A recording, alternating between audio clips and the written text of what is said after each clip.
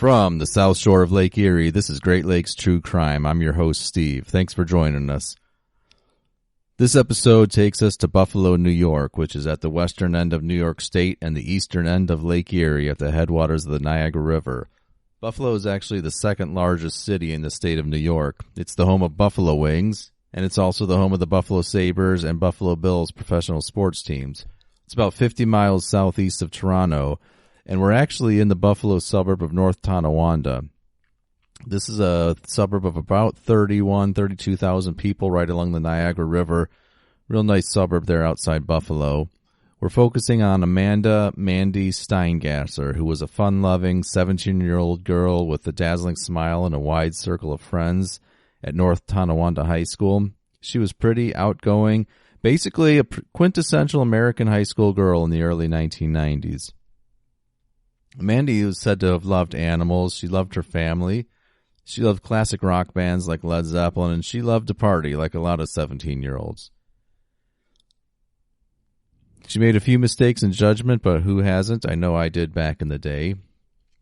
The night of September 19th, 1993, Mandy went to a party with some of her classmates and friends. An older friend there bought them some whiskey and rum, and they set out to have a great night. After a night of partying at several different locations, Mandy got into a car with a male classmate around 1:20 a.m. on September 20th, 1993. The car headed off into the night north on Oliver Street in North Tonawanda. None of Mandy's friends or families ever saw her alive again. Someone got away with murder that night. Or did they? Well, 5 weeks after that night, two men were searching for mushrooms, and they found Mandy's body dumped near a pond at Bond Lake County Park in Lewiston, New York, nearby. On this show, I don't like to go into the details, but I will say that someone murdered Mandy in a very violent manner. The long unsolved case has haunted North Tonawanda police for many, many years, and retired cops, including former Chief of Detectives Gabriel DiBernardo. DiBernardo, who retired in 1998, said, "I knew this little girl. I knew her family. Her father was my friend.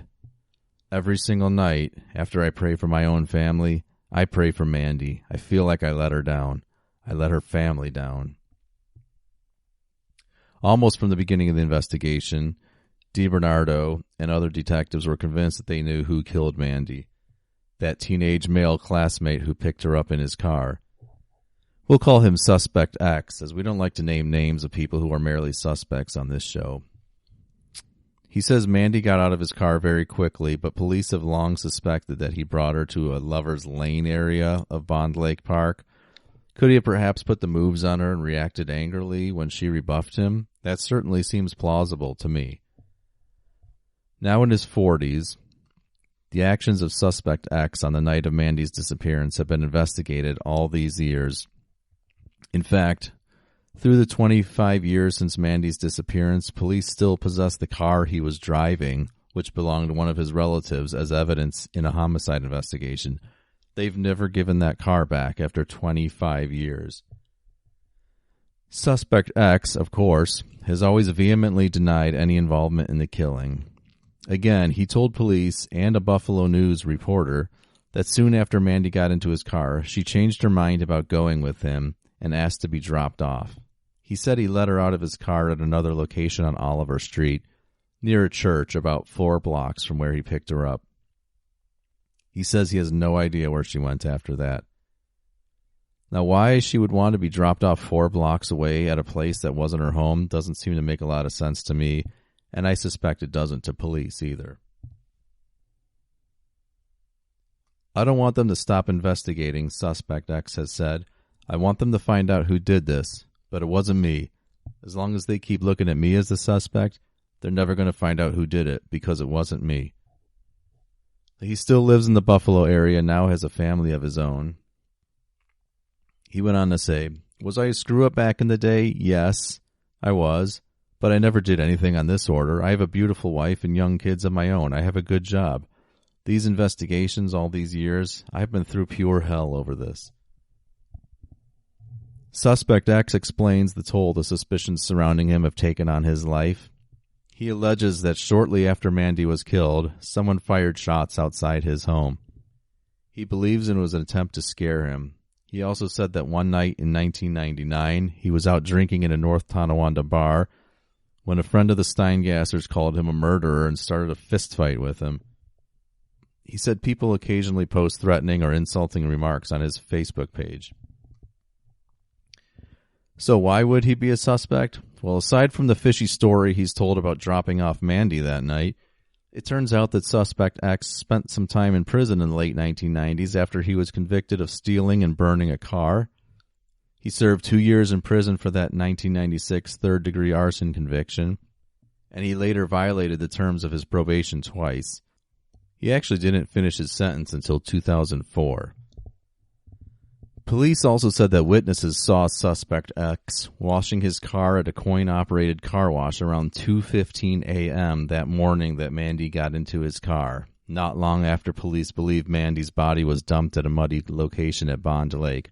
That's 2:15 a.m. washing his car. Now, if this is true, that's pretty damning circumstantial evidence, in my opinion. Like, there's obviously nothing illegal about washing your car at 2:15 a.m., but there is something totally sketchy about washing your car at 2:15 a.m., especially when you were the last person that gave a murder victim a ride just 2 hours or so earlier. Authorities said they have other evidence that led them to the person of interest, some of which they have always declined to discuss. According to police, Suspect X failed 2 polygraph tests after the murder.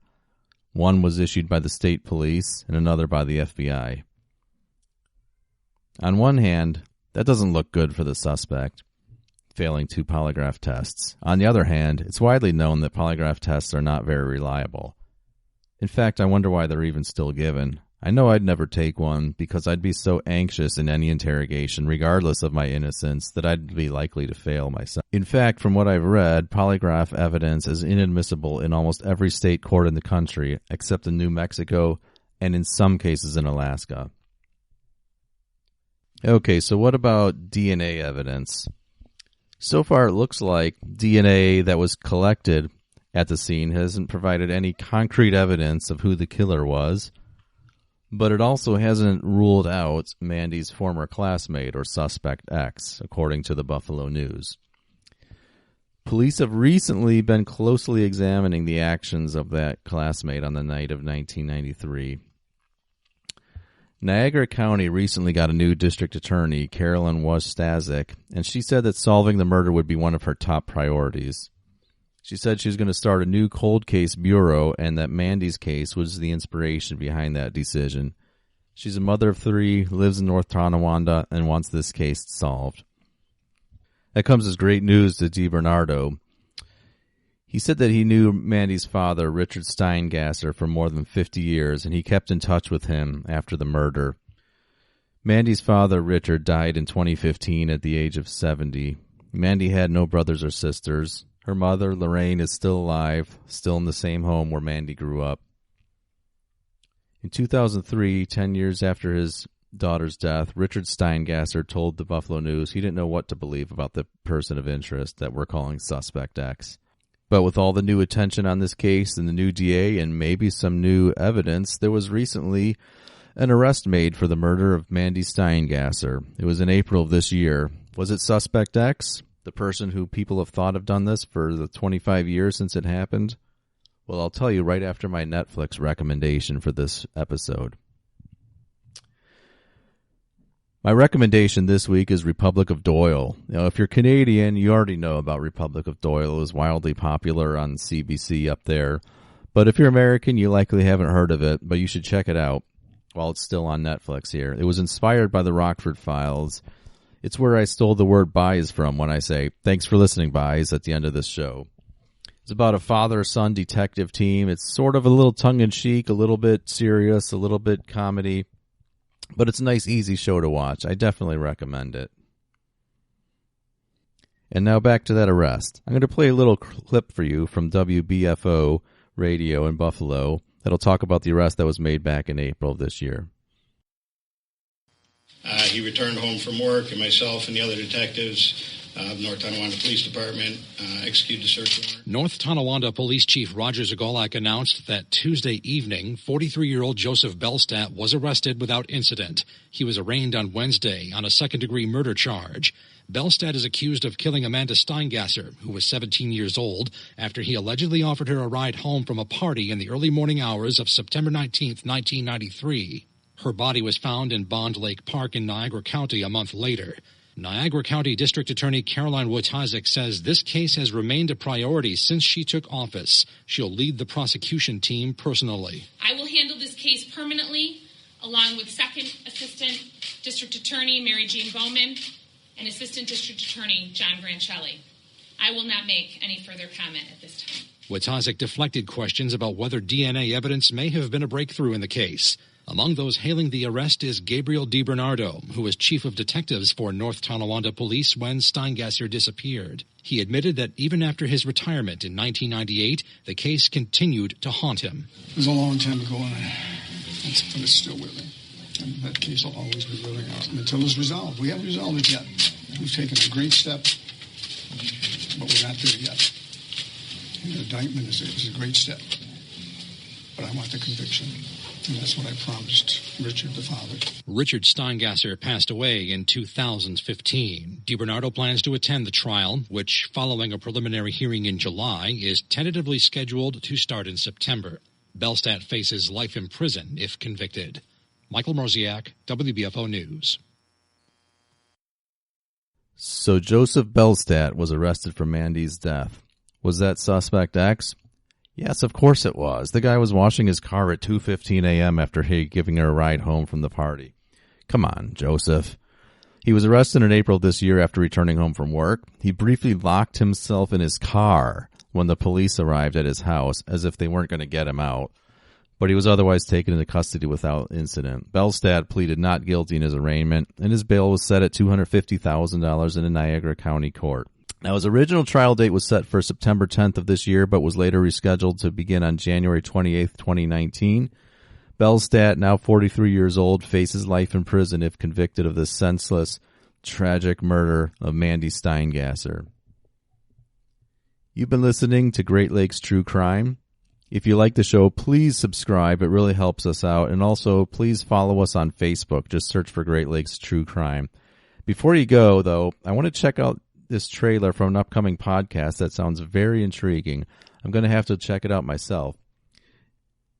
Anyways, this has been Great Lakes True Crime. Thanks for listening, guys.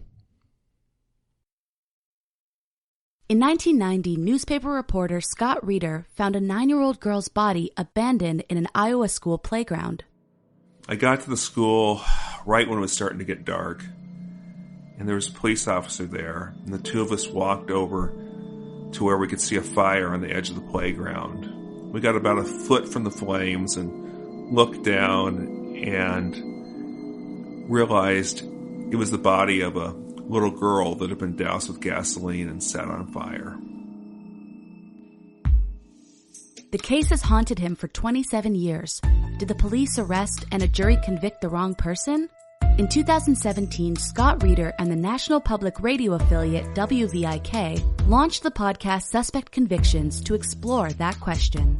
Suspect Convictions soared to number 2 in the world on iTunes' overall chart and captured a top honor for investigative reporting from the Associated Press. The defendant, Stanley Liggins, who has been granted a new trial, will go to court beginning August 28th. And Suspect Convictions will cover every day of the trial and provide you with the testimony jurors will hear, as well as some information they won't. I ran a second test on it, different type of test. It's called a peak of tension test. I listed 7 different causes of death. Well, he nailed strangulation. He reacted to the strangulation because he knew that's how she died.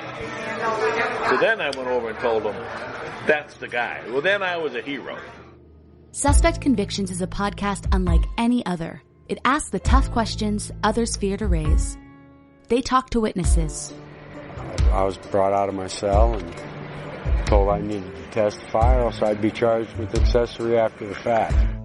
They talk to past jurors. I've grown up with black people all my life, in Africa, and most of them, they can be I won't say threatening, but they do appear sometimes to be aggressive looking, or, I don't want to sound like a racist or anything like that. They talk to lawyers. Don't be misled by dramatizations about circumstantial evidence. Evidence is evidence, and the jury is permitted and directed to give the weight that the evidence deserves. And they look at irregularities in the case. In one of the later post-conviction relief cases, it was determined that there were about 70 police reports that weren't turned over from the police department to the county attorney's office that had some exculpatory evidence. Suspect Convictions complies with the high reporting standards of National Public Radio. It will post daily episodes throughout the trial, as well as commentary and information that will never be heard in the courtroom. To subscribe, look for Suspect Convictions on whatever podcasting platform you use.